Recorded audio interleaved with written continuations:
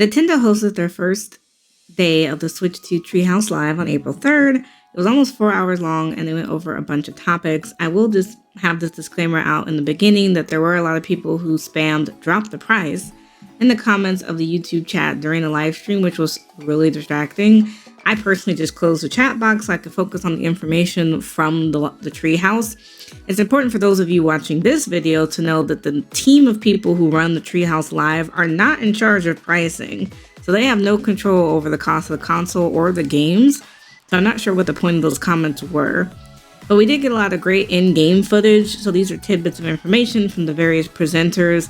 In today's Treehouse, they showed off games from Mario Kart World, Donkey Kong Bonanza, Metroid Prime 4, the Switch 2 edition, Dragon Drive, and the Switch 2 editions of both Legend of Zelda Breath of the Wild and Tears of the Kingdom. They also touched a little bit into the GameCube games that will be coming with the Nintendo Switch Online Plus expansion pack, but I'll go over that in a second. So starting off with Mario Kart World, they did show off a little bit of the classic Grand Prix mode. So we got to see Mario Bros. Circuit and all 4 courses that are included in that one. Some changes between this and Mario Kart 8 Deluxe if you've played that on the Switch. Items are now going to automatically pop up behind you. You can ride on walls and on rails, and you can also go directly from a rail to a wall. There are no more gliders in Mario Kart World, but now your kart comes with wings. Kart customizations have also changed. So in Mario Kart 8 Deluxe, you were able to choose like the wheel, what type of vehicle you wanted, what type of glider you wanted, and there were different specs depending on which combinations you made. In Mario Kart World, you won't be selecting those 3 different items. You'll just select fully built vehicles. You can build up boost while riding rails, just like you can when you're drifting. There's a lot of detail with the weather. So when in the game he was playing and it started raining, the rain actually popped up on the screen and you can see your character getting wet, like their costumes, their hats, things like that. Instead of popping up into different courses, like, lap race 1, race 2, race 3, you actually drive between courses. So at the end of the first race, he drove on the small path to the second race. So that was different. We did see a lot of new items that weren't included in Mario Kart 8 Deluxe, like new food items that can be used as like a temporary boost, kind of like the mushrooms. There's also a free roam mode, so you can access it by hitting the plus button on the controller.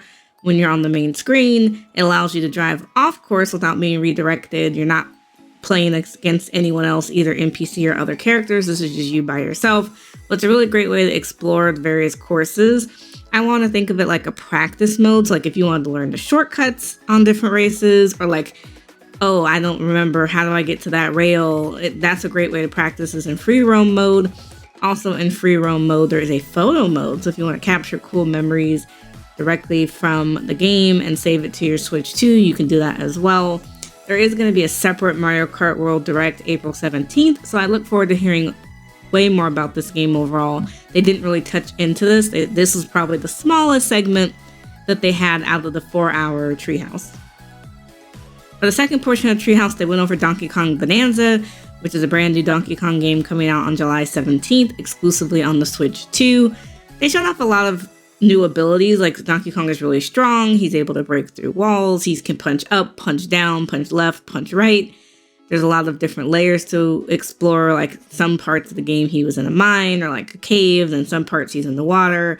Some parts he's running around on land. And he has different abilities that he'll collect as he goes through the game.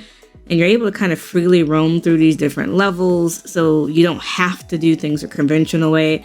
For example, he punched through a wall and created a brand new opening to a different area on the map instead of using like the pre-existing bridge that was already there. So that was kind of interesting. Of course, you collect power-ups through eating bananas. So this is definitely an RPG. They're going to have different objectives where you're going to kind of go through the story and complete different missions and collect bananas and power-ups. They showed a pretty good amount of time of this, maybe 45 minutes, almost an hour, on just Donkey Kong, which I was surprised considering, this is one of many games that are going to be Switch 2 exclusives. But I know it's been a long time since we've had a new Donkey Kong game, and this is really the first one since they redesigned Donkey Kong's look. So I was curious to see how that was going to work out. Not sure if this is the game I want on day one, but it definitely made me take a second look at it. They didn't mention if there was going to be any sort of like individual direct for this game or not, but I'm hoping to see more footage in tomorrow's Treehouse Live. The third thing they showed off was the Metroid Prime 4, which I have to say looks absolutely gorgeous on the Switch 2. So the Switch 2 version looks flawless and smooth, especially compared to that first look that we got in the Switch 1 Direct on March 27th, where it looked clunky and choppy. So I wasn't prepared for the amount of back and forth that we're going to have. It looks like some features are going to be mouse controlled, and some are going to be like more the traditional way that you use the Joy-Cons.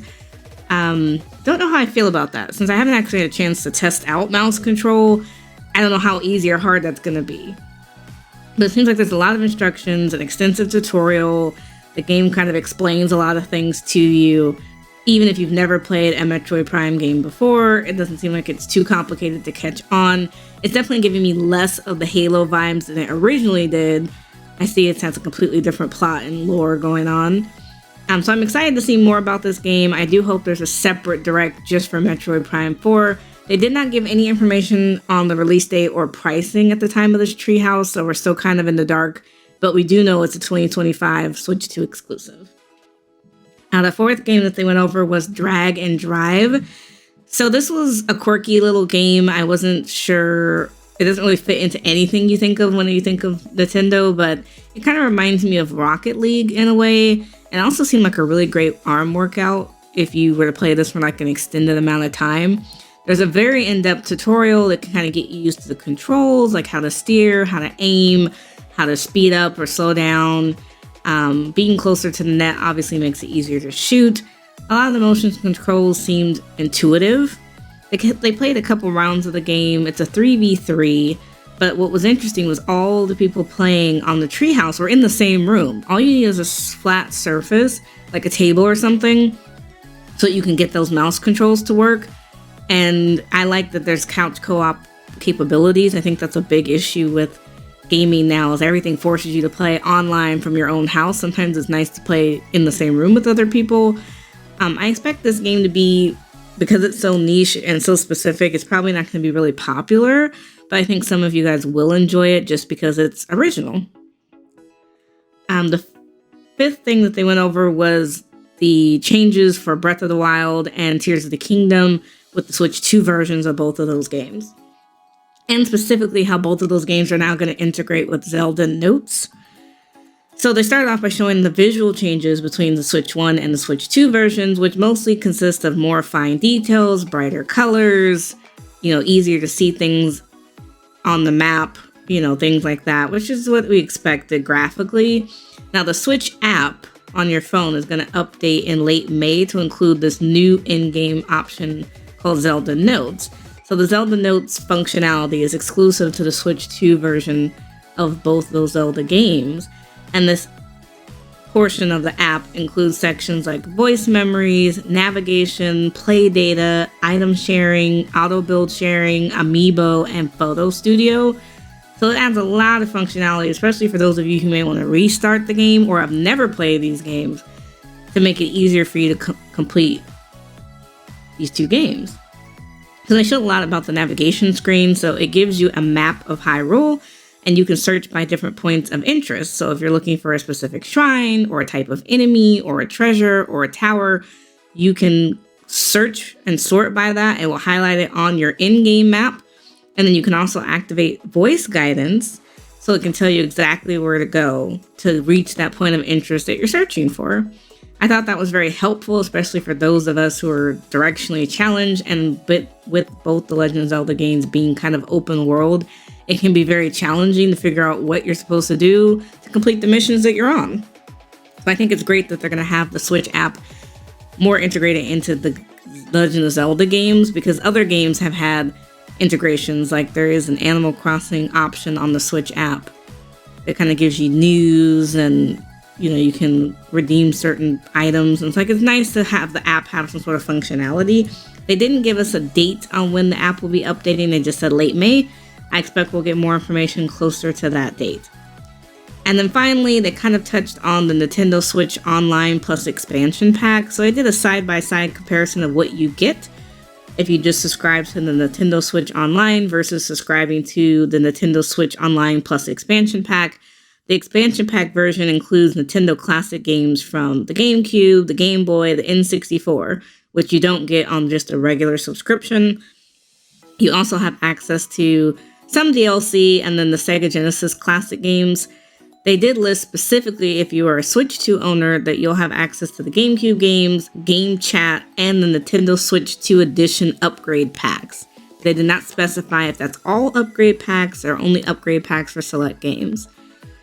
So I am curious to see that, because there are about 7 or 8 games coming to the Switch 2 that are going to have upgrade packs, including Kirby and the Forgotten Lands, both of the Legend of Zelda games, Pokemon ZA, Metroid Prime 4, and Super Mario Party Jamboree. So if this includes all these free expansion packs, these upgrade packs, that would be major, because we're not sure what the pricing of the upgrade packs are going to be, but most people are estimating it's about $15 to $20. Also, for people who have the Game Chat feature, using the C button on the new Switch 2 controllers, you can use Game Chat in the retro Nintendo GameCube games. So while you're playing GameCube games, you're like Wind Maker, Legend of Zelda Wind Maker, you're able to do game chat. So that is helpful, using a mic that's built into the Switch 2 while you're playing those various games. Overall, I thought it was really interesting. This was a great bit of information. I think it clarified a lot of things that people wanted to know that just wasn't covered in the Direct. The Direct was they had a lot to show you. They had hardware and software and only had an hour, so it's kind of limited. These tree houses are way more detailed.